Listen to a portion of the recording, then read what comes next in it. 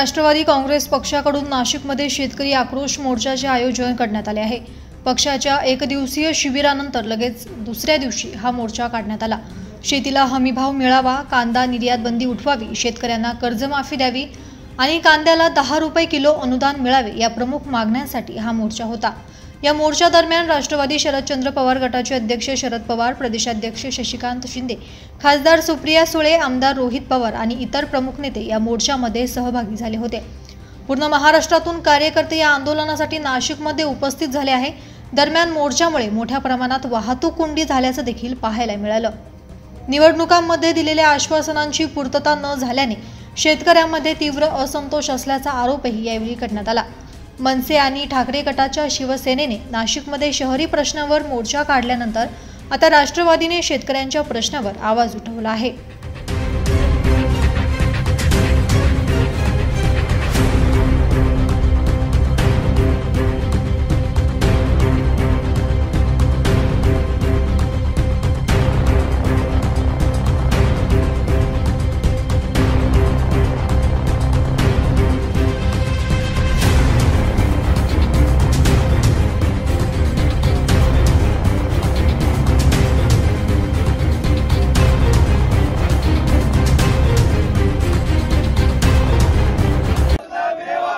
लाडक्या बहिणींना म्हणाले 2100 रुपये देऊ,